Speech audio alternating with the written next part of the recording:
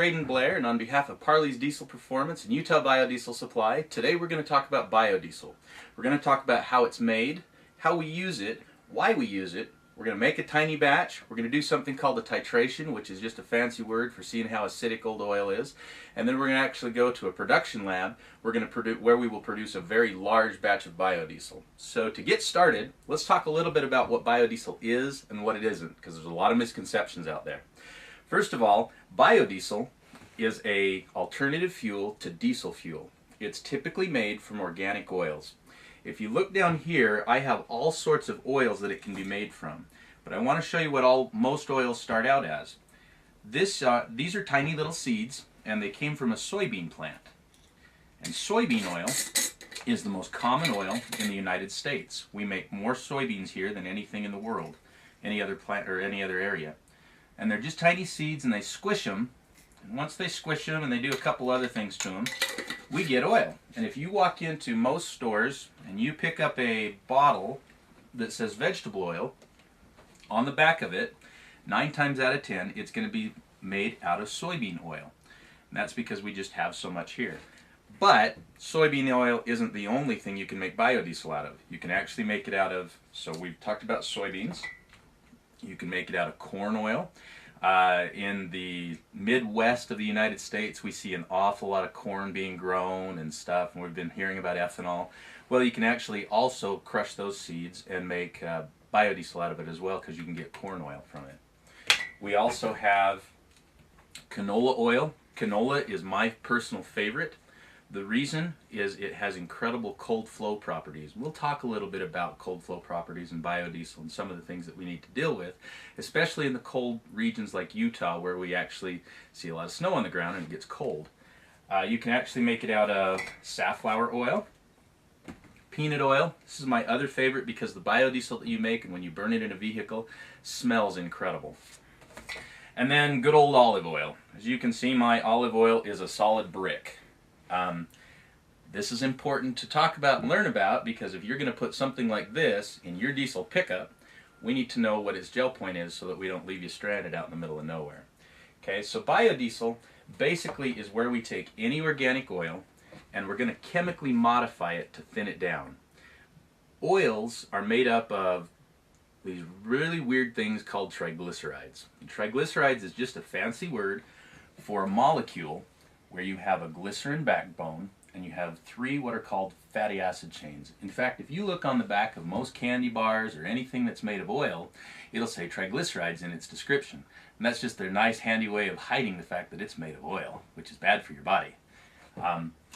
What we do when we make biodiesel is we go in and chemically alter this molecule. Now, before I get into that, I want to talk about the difference between running a diesel engine on straight vegetable oil, we call these straight vegetable oils, and biodiesel, because it's a large difference. Okay. First of all, in about 1903, a man named Rudolf Diesel invented an engine that all of us love. It's called the diesel engine. Well, it so happened that after he invented that engine, the Paris World's Exposition decided that they wanted to have his engine shown at the fair. And if any of you have done some research, you may have heard that diesel engines can run on peanut oil. Well, the story goes that they had this huge agriculture industry where they produced a lot of peanuts. His engine was produced to run on a wide range of fuels, not just peanut oil like everyone leads you to believe. And they said, hey, would like you to come and show your engine, but would you run it on peanut oil? And being the smart entrepreneur that he was, he said, you bet. And so there's a story propagated that diesel engines can run on straight vegetable oil and primarily peanut oil. It's all over the internet, and it's true. The problem is that straight vegetable oil, while it works well in diesel engines and it'll run, let me show you out of another thing, is fairly thick. It's kind of viscous, and as it gets cold, it'll turn into a brick. I don't know about you, but I don't think a Ford, Chevy, Dodge, Isuzu engine is going to pass a brick of oil through its fuel injection system. The real answer is it won't. And so what you see is most people either will modify the fuel system in their diesel vehicles to heat the fuel lines, heat the tank, so that they can run straight vegetable oil.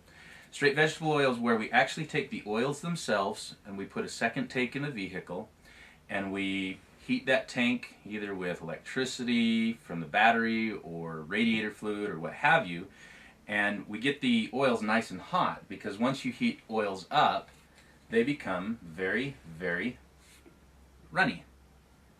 This is actually some canola oil that I've heated up, which we'll be using a little bit later in this show. But notice that it's a lot more runny than our brick.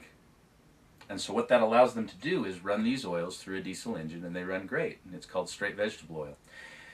There's also another way to do it where we run straight vegetable oils in diesels, and that's to, instead of modifying the fuel system or the engine or the fuel injectors or anything like that, we're actually going to modify the oil. And that's what we're going to talk about today. Biodiesel is where we actually chemically modify this oil. So let's talk a little bit about how we're going to do this. So we'll change over here to our board and we'll be right back.